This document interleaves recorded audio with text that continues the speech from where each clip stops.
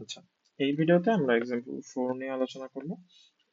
Example 4 basically হচ্ছে একটা আর C L সার্কিটের প্রবলেম। তো এইখানে আমরা দেখতে পারতেছি যে এটা হচ্ছে একটা রেজিস্ট্যান্স, এটা এটা হচ্ছে ইন্ডাক্টর, এটা হচ্ছে রেজিস্ট্যান্স, এটা হচ্ছে সরি এগেন এটা হচ্ছে ক্যাপাসিটর।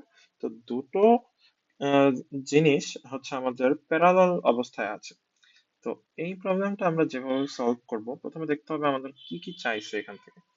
তো চাইছে হচ্ছে আমাদের এখানে আই ওয়ান যেটা এখান দিয়ে গেছে আই ওয়ান, দেন এটা হচ্ছে আই টু এবং টোটাল কারেন্ট আই, এটা চাইছে এবং ফেজর ডায়াগ্রাম ড্র করতে বলছে।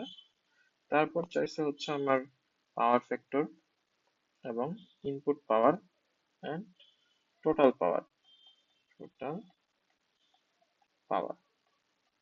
তো এটা হচ্ছে আমাদের চাওয়া হয়েছে। তো এই অঙ্কটা আমরা চাইলে ইম্পিডেন্স দিয়ে করতে পারি, ইম্পিডেন্স দিয়ে করতে পারি, বাট আমরা ইম্পিডেন্স দিয়ে করবো না, আমরা আরেকটু সহজ করে করব। ওকে, দেখি আমরা কি সহজ করে করার জন্য আমাদের যেটা জানতে হবে সেটা হচ্ছে অ্যাডমিটেন্স। সেটা হচ্ছে ইম্পিডেন্সের অপোজিট। যেমন কন্ডাক্টেন্স হচ্ছে আমার রেজিস্ট্যান্সের অপোজিট, সেরকম অ্যাডমিটেন্স হচ্ছে আমার ইম্পিডেন্সের অপোজিট। ওকে, তো এখানে আমরা যেটা দেখব সেটা হচ্ছে আমরা কিন্তু ইতিমধ্যে শিখে গেছি যে কিভাবে Z1 Z2 এগুলো আইডেন্টিফাই করা লাগে। আমরা যদি দেখি, উম, এইটা হচ্ছে Z1 এবং এইটা হচ্ছে Z2। সরি, আমার স্টাইলাসটা একটু ডিস্টার্ব করছে। Z2, ওকে। তো Z1 কি হবে? 6 + 8 জে, কারণ এই প্লাসটা কেন হচ্ছে? কারণ এটা একটা ইন্ডাক্টর। এবং Z2 কি হচ্ছে 4 - 3 জে, -3টা কেন হচ্ছে? কারণ এটা একটা ক্যাপাসিটর।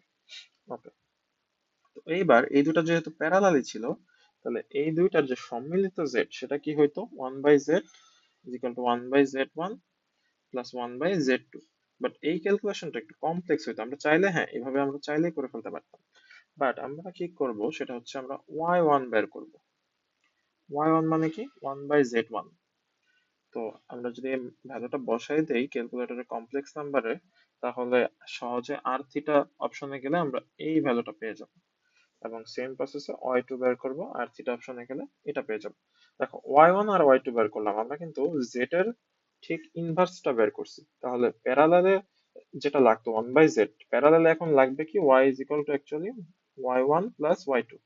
এটা প্যারালালের ক্ষেত্রে। সিরিজের ক্ষেত্রে কিন্তু আবার হয়তো 1/y = 1/y1 + 1/y2। তখন আমার z দিয়ে করলেই ভালো ছিল সিরিজের ক্ষেত্রে। এটা হচ্ছে সিরিজ, আর this one is for parallel. Okay, তখন কিন্তু আমার জেড দিয়ে করলেই ভালো হতো। আর কোশ্চেনে যদি বলা থাকে যে না আমার অ্যাডমিটেন্স দিয়ে করতে হবে, তাহলে তো কিছু করার নেই, অ্যাডমিটেন্স দিয়ে করতে হবে। বাট প্যারালালে যখন থাকবে তখন অ্যাডমিটেন্স দিয়ে করলে ইজি। দেখো, তাহলে এখন আমি y1 আর y2 দুইটা জাস্ট এডিশন করলেই হয়ে যেতেছে। নর্মাল এডিশন করলাম, তারপর আর থিটা দিলেই আমার এই মান চলে আসে। এবার দেখো, এটা হচ্ছে আমার টোটাল অ্যাডমিটেন্স, পুরা সিস্টেমের পুরো সার্কিটের হচ্ছে টোটাল অ্যাডমিটেন্স।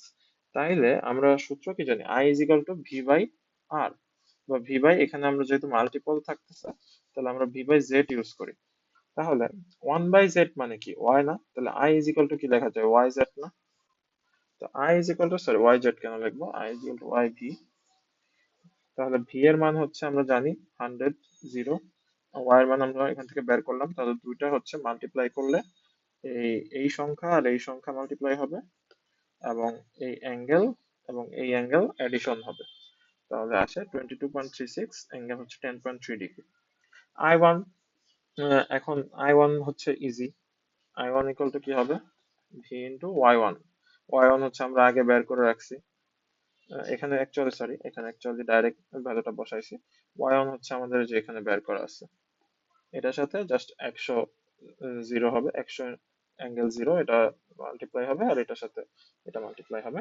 তাহলে হচ্ছে এই দুইটা ভ্যালু আমরা পেয়ে যাব। এরপর আসে ফেজর ডায়াগ্রাম, এটা one of the easiest phasor diagram of this problems. তাহলে এইখান বরাবর আমরা হচ্ছে ভি আঁকলাম, বি এর সাথে আই এর অ্যাঙ্গেল কত, 10.3, এই যে এটা আঁকলাম। তারপর হচ্ছে আই টু এর অ্যাঙ্গেল কত, 36.8, এটাও আঁকলাম। ভ্যালু গুলো পাশ দিয়ে বসাই দিলাম, ইজি। আর আই ওয়ানটা হচ্ছে মাইনাস, তাই নিচের দিকে আসছে, ইজি। এটা একদম ইজি ছিল। পাওয়ার ফ্যাক্টর হচ্ছে ভি এবং আই এর মধ্যবর্তী যে অ্যাঙ্গেল, ওইটার কস ফাংশন, তাহলে কস 10.3, পাওয়ার ফ্যাক্টর 0.98, খুবই ভালো পাওয়ার ফ্যাক্টর। ইনপুট পাওয়ার কত, VI cos theta, easy. Cos theta হচ্ছে আমরা যেটা পাওয়ার ফ্যাক্টর বের করলাম তার সাথে VI. This is our math. Example 4 হচ্ছে খুবই ইজি ছিল। তো আর এক্সাম্পল 5 হচ্ছে স্যার হচ্ছে প্র্যাকটিসের জন্য বলছিল, তো ওটা ট্রাই করবে, যদি না পারো তাহলে আমি তো আছি। ঠিক আছে, থ্যাংক ইউ।